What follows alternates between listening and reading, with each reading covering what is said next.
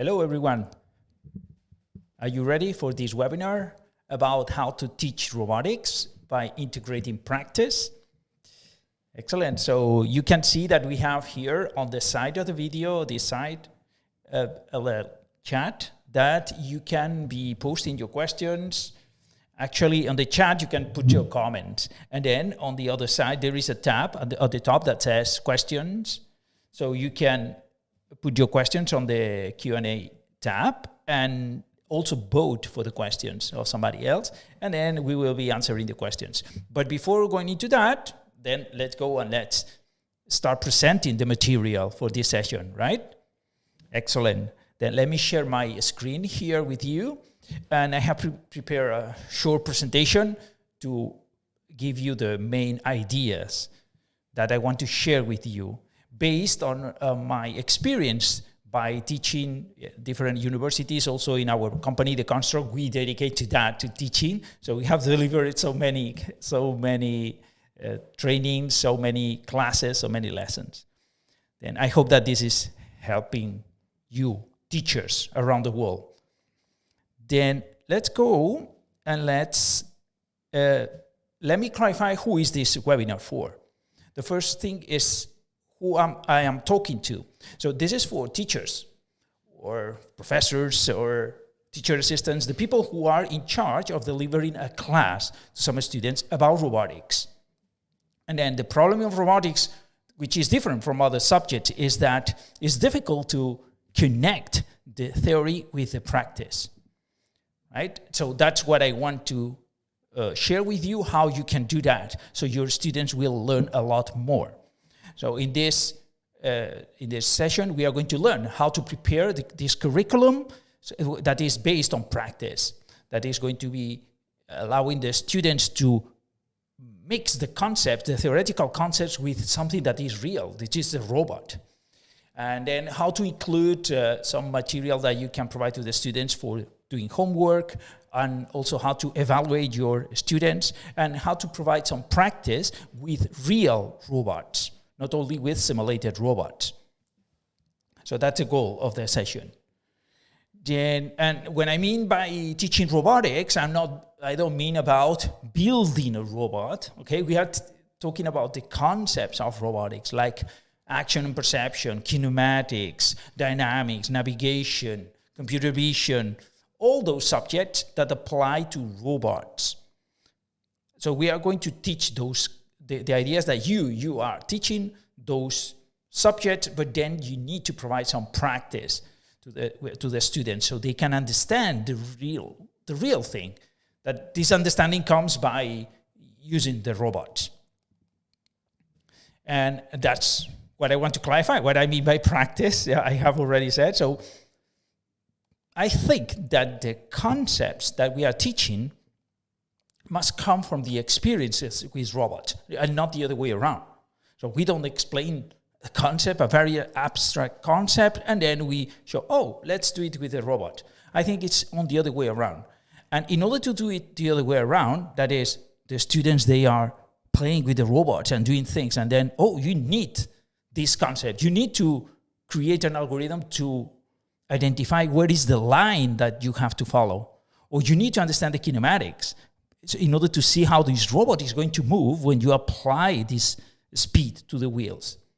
So that is going to come from the students dealing with the robots. Then for me, of course, I advocate for ROS, and I think that is the best and easiest and fastest way to integrate this practice into the lessons. So I think that when you teach robotics, you have to be teaching with ROS by default. That's my opinion, okay? So maybe some other teachers do not believe in this way, but that's my experience based on what I have been teaching, and I can see that the students, they do understand a lot. But ROS provides a framework that makes it easier to connect with the real robots. That's the reason of using ROS. Okay, you could use MATLAB, for example, also, or for simulating in the MATLAB, for example. That would be also great, but it's a level below, I think, from the practice. rather than showing the students with a real robot. Then, in order to provide this practice, I think that most of the teaching lessons should be done with gazebo simulations in ROS. Why simulations? Because then you can provide all different kinds of robots to the students. Then you don't have to be only applying to a single robot. So what I propose is that you use ROS and gazebo to provide as many examples and exercises as you can, because this needs to be prepared, this material also, but as much as you can with different robots, so the students, they can have the same concept view from different perspectives, different robots. And then we move into the real robot practice, which is going to be with 1, 2 robots. It depends on the budget of your lab or of your class. So, okay, so there is a problem here with the slide. Something is not properly shown, but anyway, let me move. What I wanted to show in this slide is that if you want your students to be learning robotics in this way that I propose, with practice embedded by using ROS and gazebo, then they need to learn Linux and Python. I know that many people that come from mechanical engineering background, that's not a common knowledge. Then here I have provided the list of, let me share the links to 2 courses, completely free courses, online courses that you can provide to your students. And they are very easy. They provide the basics of Linux and the basics of Python for robotics that your students need. So let me copy the links here on the chat. So I'm going to copy this. Wait a second. So Linux for robotics, that will be this. Here we have Linux for robotics. So that's the link that will lead you to the free course about Linux and then the Python for robotics. These are some courses that the construct we have prepared, especially for our students, because we saw those problems. And my technical team is solving the problems in real time, as you can see. Amazing team that I have. Thank you, Johan, for that. Thank you. Yes, so those links, then you can copy, please copy, because maybe later with many other comments will be lost in the hyperspace. And I will be sharing more links here with you. Okay, so that's the first requirement. The students must know about Linux and Python, because ROS is based on those systems. Then another requirement, you must have ROS gazebo environment for the students, because if they are going to practice with ROS and gazebo, you need to provide those environments with the simulations, with some code, and with ROS working, of course. So for that, let me provide you 3 ways that you can provide this to your students. The first one is about just a direct installation on the student's computer. So here there is a link also that I'm going to copy to you, which is the official link for installing ROS on the computer of the students, or any computer. Maybe, let me put here, ROS installation.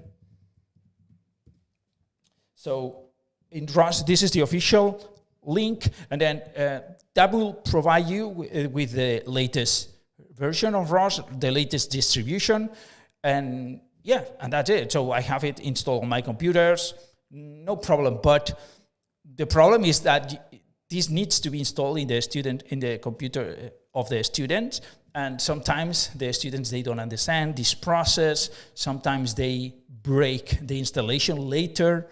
So that's an option that I would not recommend to students that lack experience, heavy experience with Linux.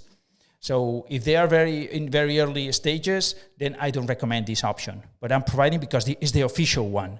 Then another less traumatic is, for example, when your students are using Windows or Mac, then you can provide a virtual machine with ROS. That's very convenient for people that use Windows and Mac because it's easier for them.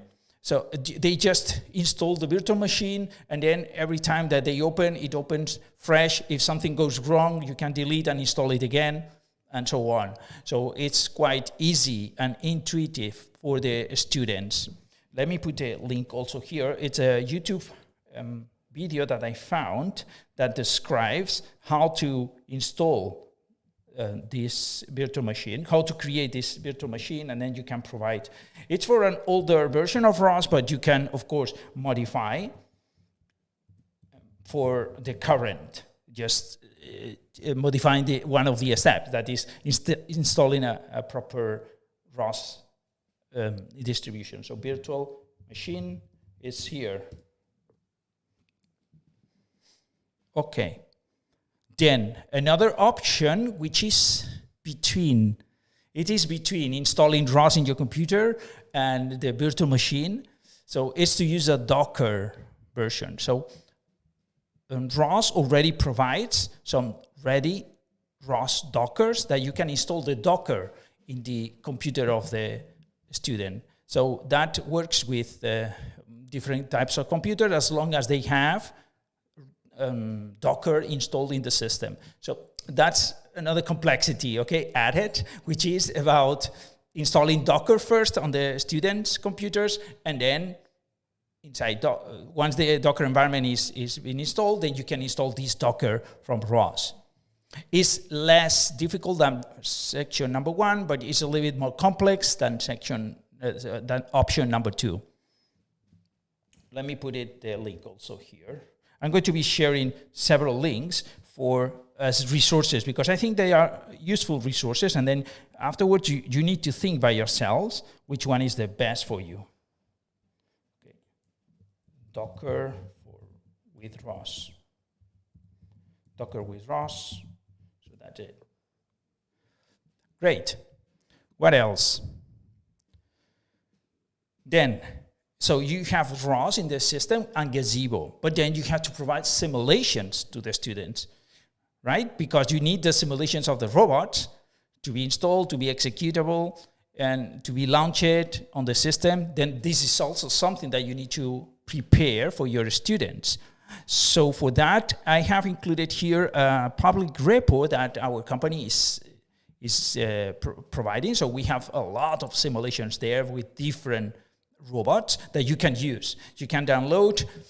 The problem is that maybe for your specific configuration with this ROS distribution in this computer with these libraries, so you will need to tweak those things, because this happens. So we cannot provide.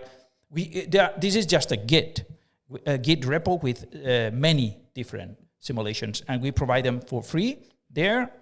So completely open source, and then you can use them if you want. Otherwise, if you don't want to use those simulations here, you can always search on the internet for more. I am providing you this one because, let me put here, simulations repo, because then that you have like a central place in one single link. Okay, so you have prerequisites of the students, Linux and Python knowledge. Second, you have the ROS environment with Gazebo and some simulations installed. Those are the prerequisites. Now you have to create your slides. So your slides are the teaching material that explain your subject. Like, for example, in this case, what is a potential field algorithm for obstacle avoidance, right?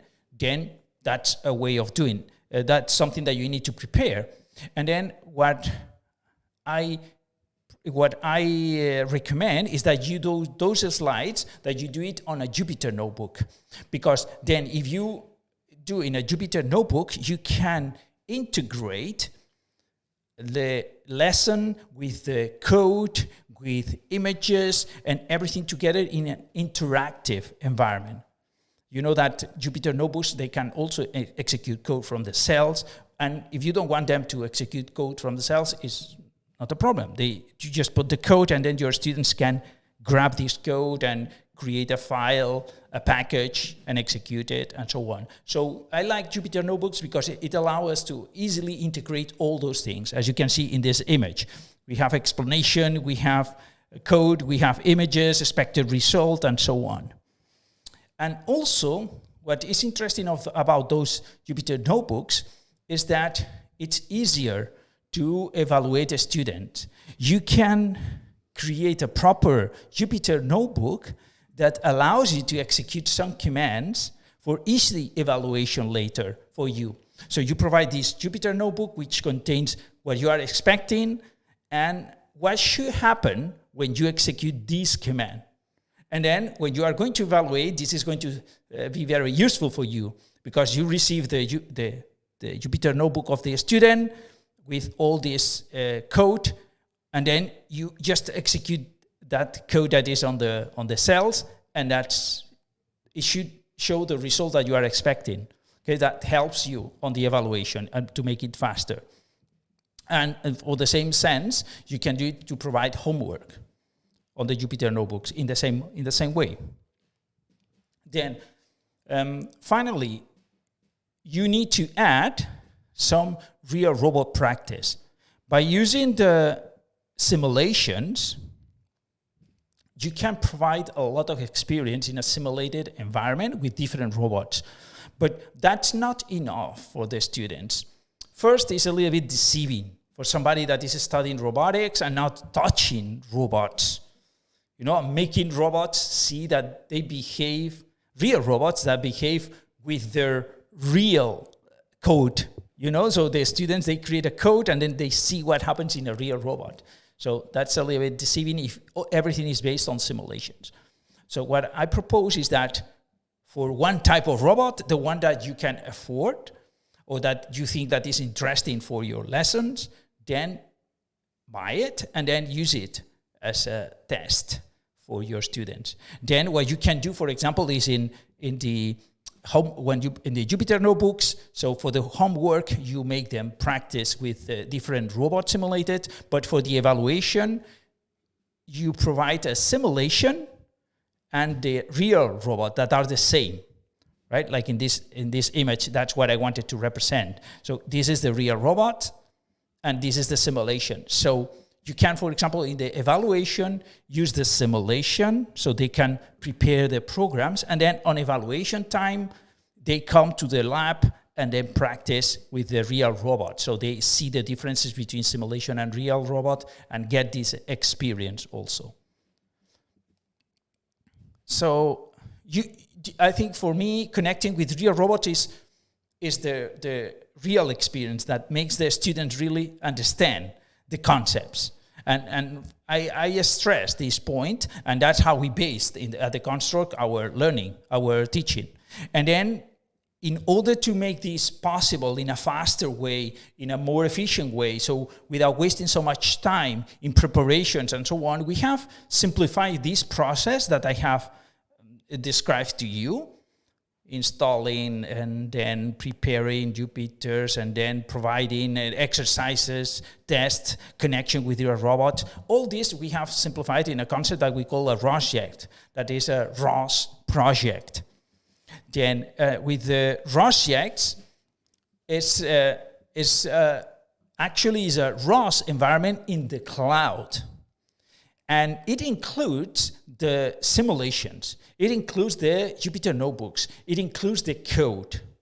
This is what it's inside a ROSJ. And then it is shareable. So I can, as a teacher, I can create a ROSJ and then I can share with a single link with all my students at once. And they will get an exact copy. And what is interesting about that also is that it requires no installation in the computers of the students, and it works on any computer. So no installation because it's executed on the cloud. It's not executed on the student's computer. So you are removing all this burden of having to install and maintain the computers of the students with a ROS distribution. So you create this ROSJ that contains your simulation, the one that you have decided, the slides in a Jupyter notebook and the code that you think is necessary, and then you share with all your students, and they will have the same experience as you, because it doesn't depend on the computers or your computer. It's executed on the cloud, and all the machines in the cloud are the same, have the same configuration for all the students. That's the ROSJ. So I'm going to share with you in order to understand what I mean, because those are a lot of words. Then I'm going to share with you this ROSJ that we have created for a lesson about holonomic kinematics. This is a free ROSJ, and we have thousands and thousands of free ROSJs at the construct that you can use for free, okay? So this is not selling anything. You can start doing it. Let me share this ROSJ with you, and then we are going to open it together. So let me put the link here on this ROSJ. It's about holonomic kinematics. So it was just a 1 hour lesson. So you can make it more complex, more difficult. It depends on you. This is just an example, okay, of what you can do. So let me switch to my to this project.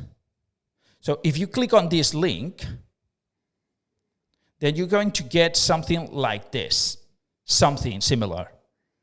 So it's going to appear on a screen. You will need to create a free account on the construct in case that you don't have, okay? So let me know on the chat if you have some problems.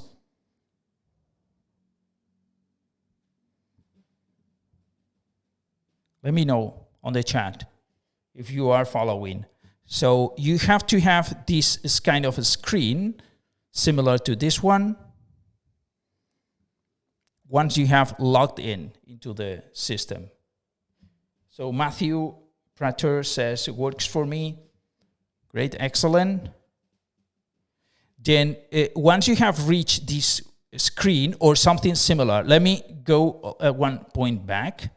It's on this option on the menu of the site. It says My ROSJs. You can go there and get a list of all the ROSJs that you have. I have a ton, so I have 92 gigabytes of ROSJs. Yes, of course.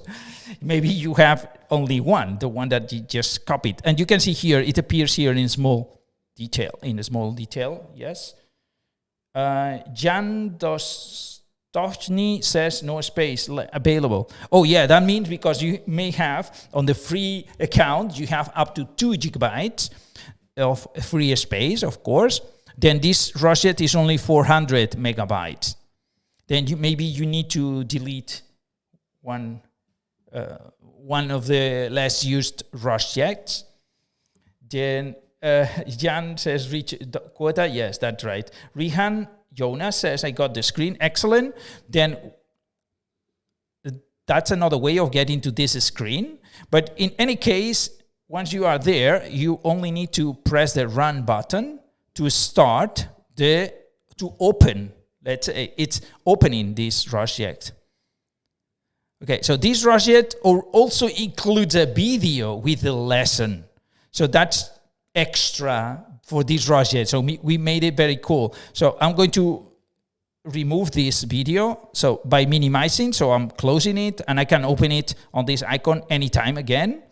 So put it into another tab and so on. So for now, I don't need the Alberto. This is a lesson that was prepared by Alberto here. And then you can see Alberto here explaining, right? So yeah, so that's not needed anymore right now. So once you open it, then you get this Jupyter notebook open by default. This is going to be open all the time. In case that you close it for whatever reason, let me close all these other also tabs that I have here. So I have a full, this is a ROS desktop environment. So for the Jupyter notebook, you can always come to this icon at the bottom that says Jupyter notebook at the bottom list. You open again, and then you will get the notebook again. And then this is a Jupyter notebook. You can modify at will. You can use it for your own classes if you want. You can remove tabs, edit. So you do a double click. You know how it works, right? The Jupyter notebook. So you can open it, any cell, then do whatever. So this is talking about this robot, the Robot XL, an excellent robot that we also have here for our students. And then it explains about how to launch the simulation. So the simulation is included into this system. And how do you do that? Then by launching a terminal that says executing a terminal. So the terminals are here, web shell, at the bottom list of icons. Then it says web shell. So you can open a web shell, a terminal. That's actually a terminal. And then you copy these commands, which are ROS commands, and then you launch the simulation. Okay, so, well, that's just an example to show you how it works. Then you can create your own systems. So the simulations, where are the simulations here? Well, they are installed in the file system.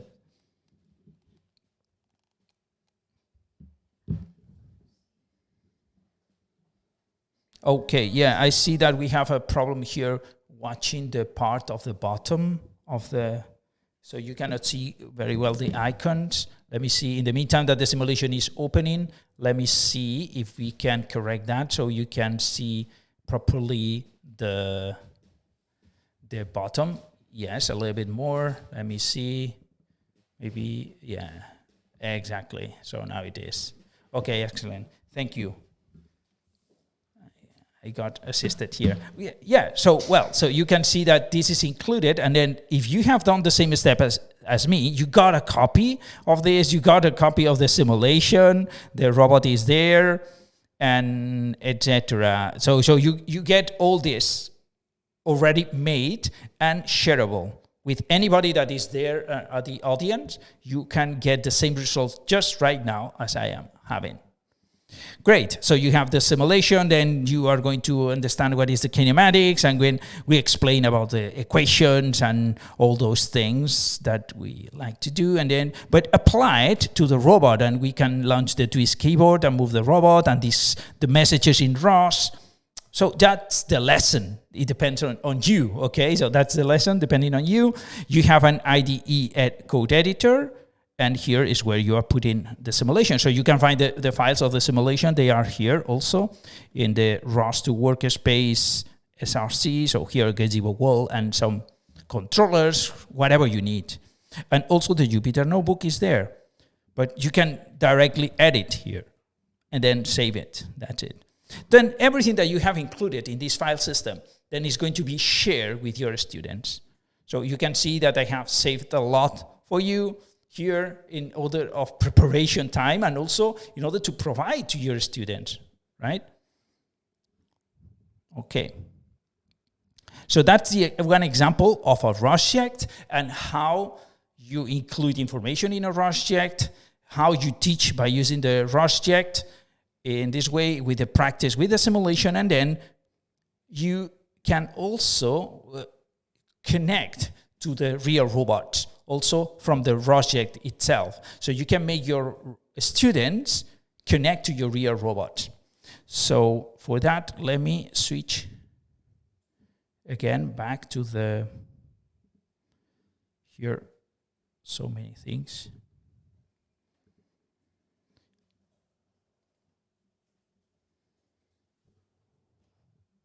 Okay, I have a question here from Jan Doshny that says, do I need to log in the construct to run a ROSject, or it can run it in Docker?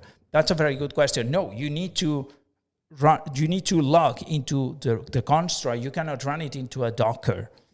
Yeah, and the reason why we do in this way is because we want to avoid all these troublesome of the students having to install the Docker and make it work and launch it, and then now it doesn't work because of this library, or it was working before and now I break it. All these kind of things, we want to avoid it. And also I have a Mac, I have a Windows whatever, I have this Linux distribution. So we want to avoid this because this is for teaching.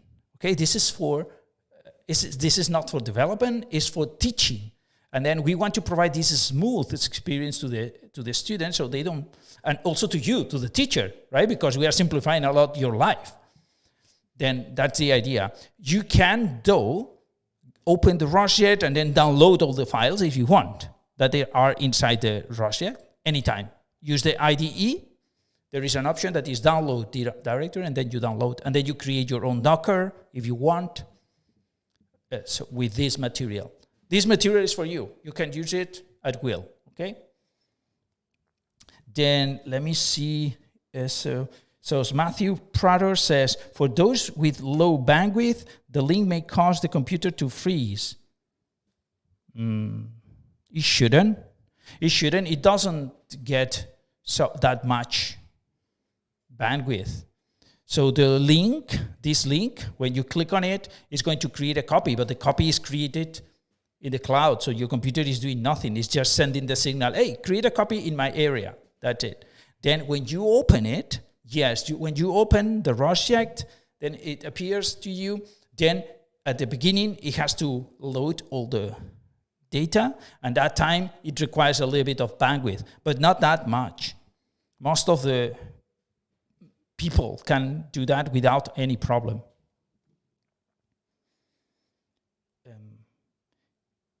Minimize, then max is the solution that Matthew provides for this. Okay, sorry, Matthew. So thank you thank you very much for providing a solution. Then if you needed to do that, then it means that there is some problem that I don't know, I am not aware of.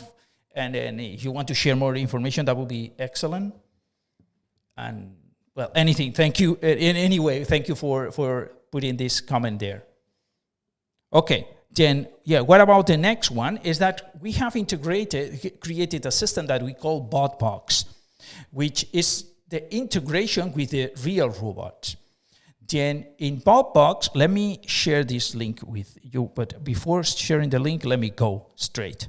And then I'm going to share the link with you. So the botbox is a warehouse, a lab in a box. And then what it looks like this, I'm going to show you live right in some minutes. And what it is an environment for teachers. It is prepared for teachers. So what I have presented to you up to now, it's up to you. So you can use it completely for free, no problem. You can do whatever you want and you need, okay? Then this is a real environment that we provide for teachers. It's an environment that contains the ground with some drawings that are required for different tasks, also some panels to create the different zones of the warehouse, and then some robots and some cubes that need to be moved. So by getting this lab, that you can get it here. Okay, not that video. Let me see, where is it? Yeah. So here. So we provide those robots with the grippers, with the cubes, and then you can get this environment at your lab, and then get a lot of this work already done for you. First, you have this environment that allows a lot of practice. Then also, it's very easy to assemble. Here is a video showing how to assemble. It's very, very easy and very fast. And then you use the robot, and we provide also the ROSJs, the ROS projects that provides some practice to your students. And then, for example, we have the ROS2 Basics project, which asks the robot to move the student to move the robot around the environment, following a patrol behavior, then the line follower for using basic concepts of OpenCV, then navigation, then perception and grasping, etc. So those projects, they are included for you that you can provide to your students as exercises or evaluations. And they work on the simulation, so they include a simulation of these environments, so they practice in this simulation. And also, when you think that they are ready, they can connect to the real robot and then see if the program works. How does it connect? Well, you can have this environment without any more reason than to use it for your own purposes. So this environment is not tied to the construct. But if you use this tiedness that we provide, then you can connect to the robot by make your students in an easy way to connect to the robot just by pressing this button from inside the project. Connect to your robots. And I have a lot of robots here, okay, but the one is that we have to use is this one, the tortoise bot. And then it's going to connect to my botbox environment. Okay, so that would be for your students, they will connect to your botbox environment. And then after a few seconds, then you get the connection. So all the terminals are connected to the real robots. We have included also a camera that is streaming so you can see what the robot is doing, okay? Because I can see because it's on the other room here beside me, so I can see this environment, I can see it, but we have included this camera for you so you can also see. So here is the real environment, how it looks with the cubes, with the robots that are moving around. They have grippers, they have to follow the environment, the lines, etc. And then now my ROSJ that was launching the simulation, now it is connected to that environment. So I can see by using a ROSJ2 topic list, for example, I can see the topics of the robot. So this is a present, we only have one robot here activated, the one that is spinning, the laser. And then here we have the topics of the robot. Then I can, for example, launch the keyboard teleop that I have written here in the notebook. So if I go a little bit up, I can get the command to execute the teleop. I never remember. So I have to, where is this teleop, keyboard teleop? Where is this? Here it is. So that's the command. Then I can launch it,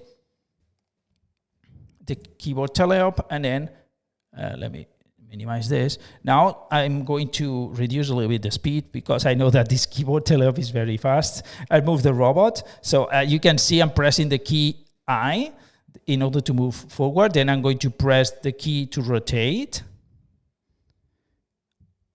And then, yes. So, wait. Back, yes, back. Then rotate while turning. Oh, okay. Yeah, I see. This is because this keyboard teleop is for the other robot. It's not for the tortoise bot. Okay, yeah, here. Okay, so you can see that I can control the robot from within the ROSJ and move the robot. So if I execute here my control program that has to be built here following the instructions, then I will be able to escape the corridor. Well, this is the corridor for the simulation, but you can provide here some other examples for moving the robot in this environment and doing a task, right? So for the botbox warehouse environment that we provide already those ROSJs, but you can create your own ROSJs.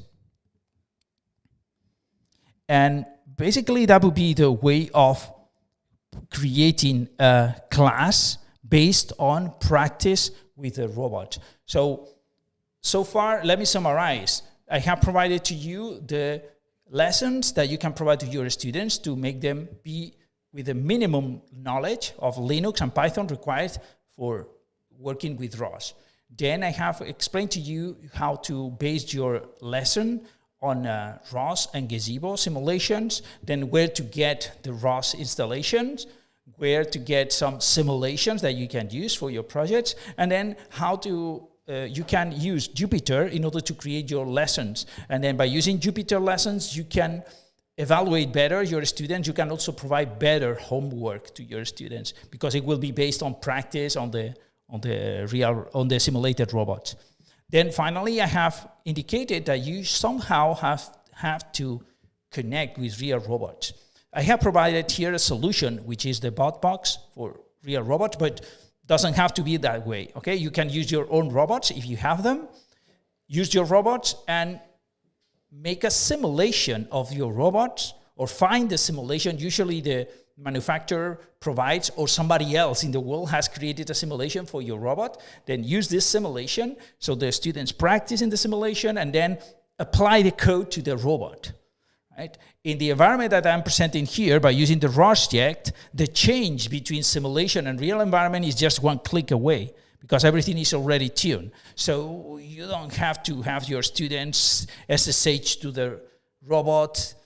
You don't have to make them copy some files from their computer into the robot and then destroy what is in the robot. In this case, everything is very, very clean, is very well managed by our system, because the ROSJ executed on the cloud is not executing on the robot itself. Just the project here is executing in a cloud computer. So whatever the student does is not going to destroy what is inside the robot, because the student doesn't have access to the robot. So that is isolated. And then by doing this, we are providing a very clean, smooth experience to the students. So that's basically what I wanted to share with you so far. Then let me see if we have some questions here.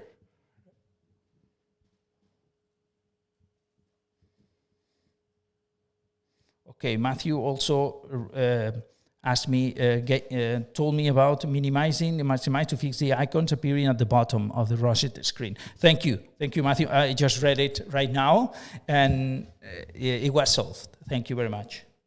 I think the Juhon solved it in a similar way. So, any questions from your side? What do we have here? So I see that everything was clear.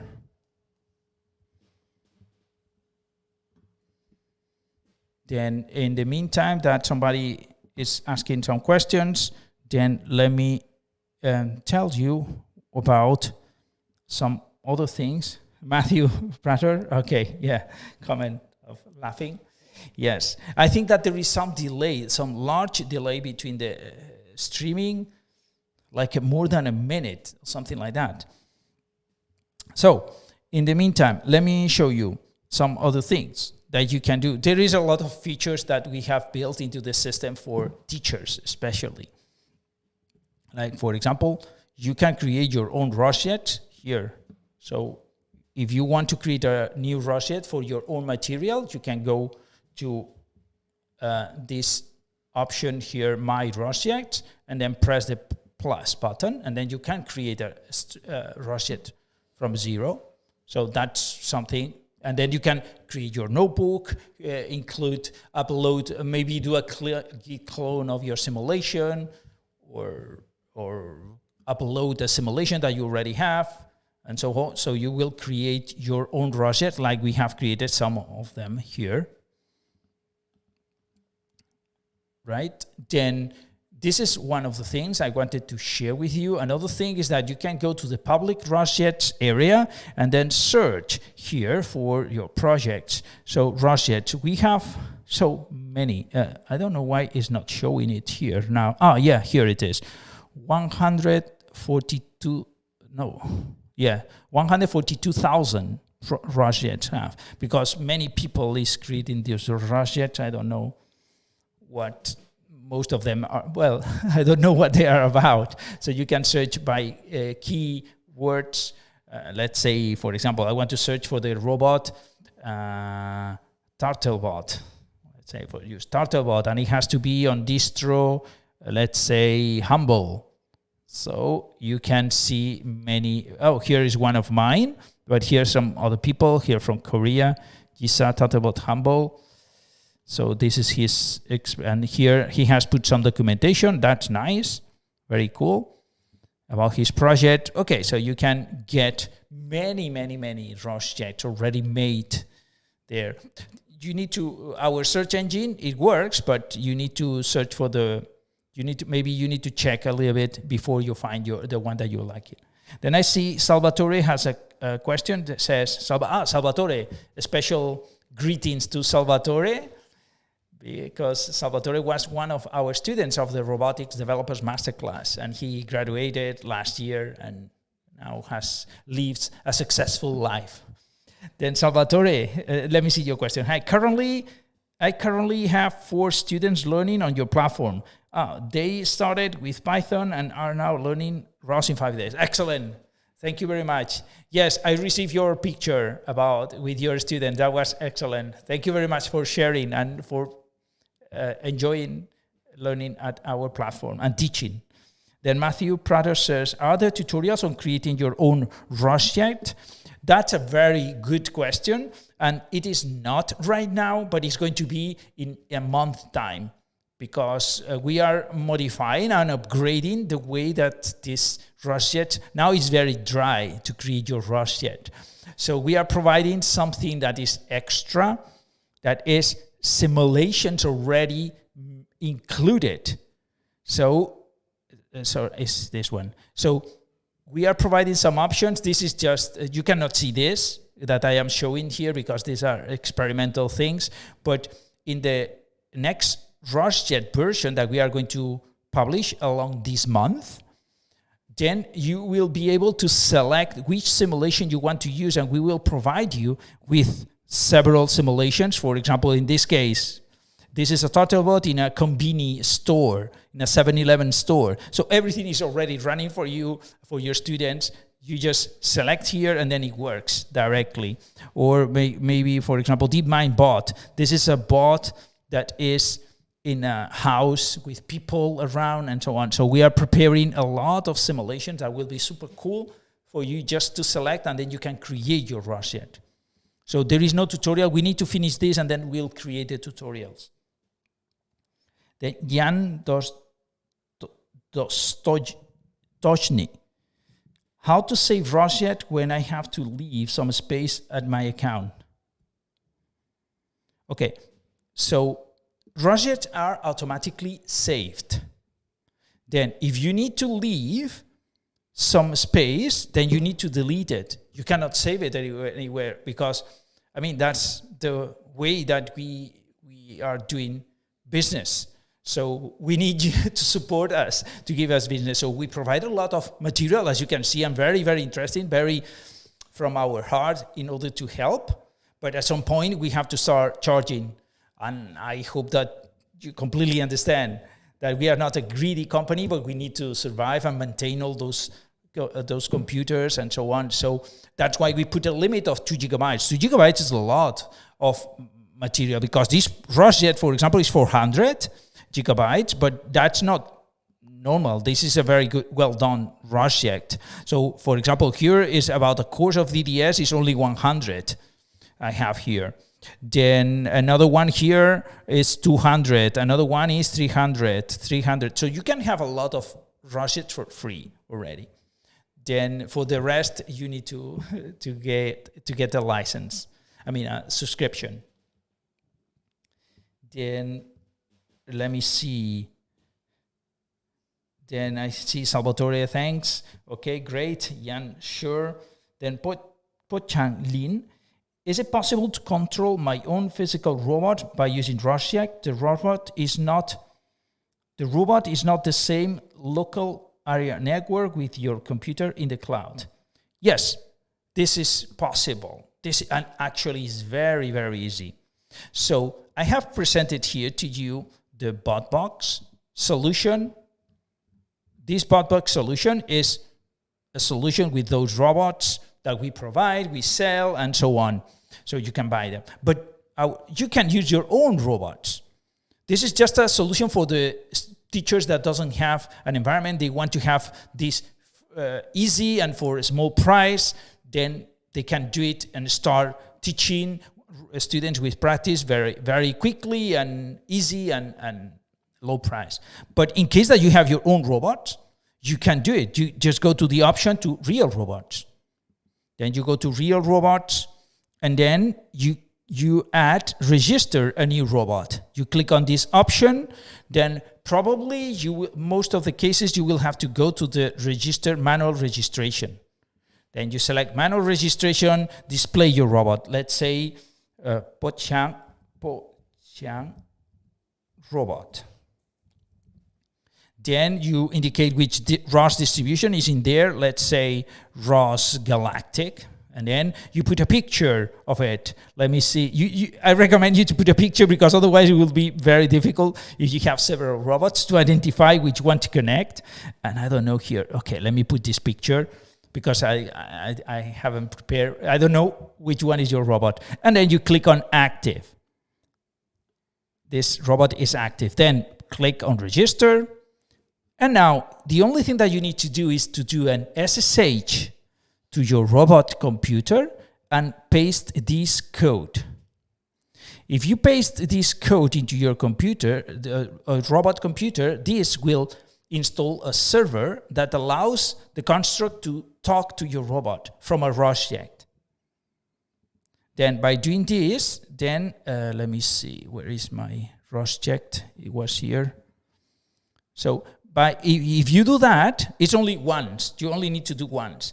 And then copy this code on your robot. This will install the server. And then once I am here inside my ROSJ, I click here on this button and I can connect to that robot. I mean, you can connect to your robot. And if you are a teacher, you can share this with your students. So your students will connect also as easy as you.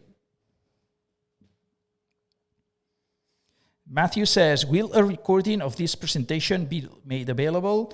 It has been very helpful. Oh, thank you very much, Matthew. Yes, it's going to be recorded. It's being recorded right now, and we are going to publish on YouTube maybe tomorrow. Today or tomorrow?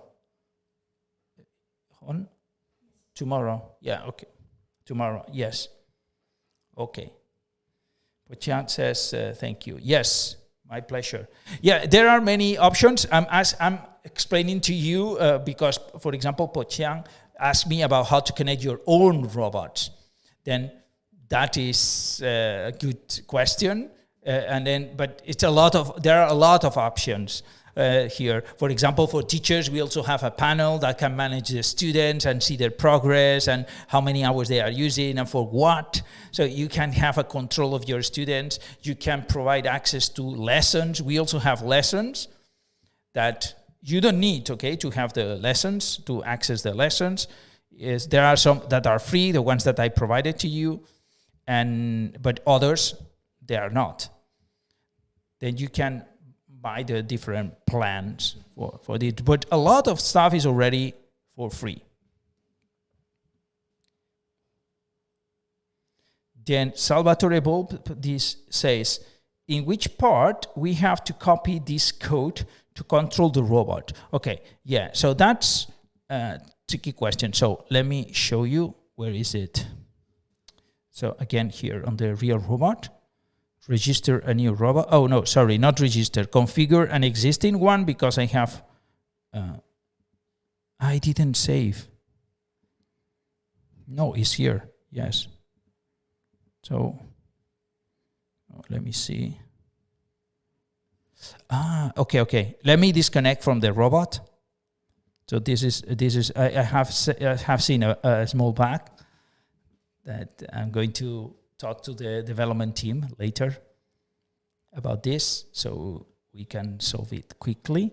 Then I'm disconnecting right now from the real tortoise bot of the botbox. Okay, so I have disconnected from the botbox area right now. That's it. Now I'm going back to configure my existing robots. Yeah, there it is. And then let me see which one. Oh yeah, Pochang robot here. So you can go and configure again. So this is the code that Pochang has to configure in his robot. So this is a Linux command. This is just a Linux command. So in order to execute this command, you need to do from another computer, you do an SSH to the computer of the robot. SSH with your username and password. You know the IP of your robot because it's on your network, right? Then, by doing this SSH, you will be logged in the computer of the robot, right? And then, once you are there, you just execute this command.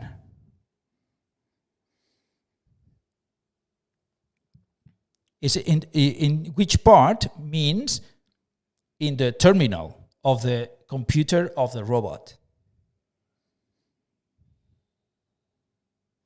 Okay, my pleasure, Salvatore. Then, what else? Any other questions?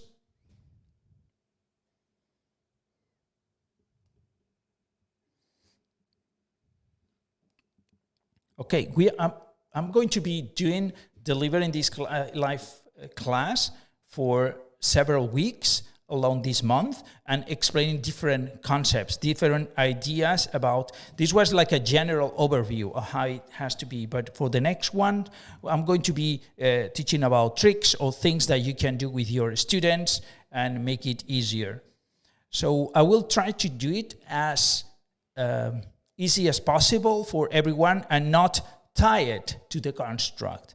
Okay, the construct, we try to make it that in a way that make you easy, the things that you can also do without having to connect to the construct or having to pay to the construct, okay? So we want to provide the easiness, the fastness, the solving some problems that you don't want to solve. So these classes, I'm going to teach how to do it in the brave way, you know, doing the hard work. So if you want to save money and do the job, the work, excellent. I'm going to provide this solution as I provided today also. Then you have that, but then at the same time, I'm going to show you how to do it in an easier way in the construct. So you can decide which one. Okay? And I'm going to deliver a lot of free material for sure. Okay, then I think that we are going to stop here. It's been already an hour. Then thank you very much. Let me check that I'm not missing any question. Here, okay, yes, excellent. Then thank you very much all for attending and see you in the next week with another lesson. Cheers, bye-bye.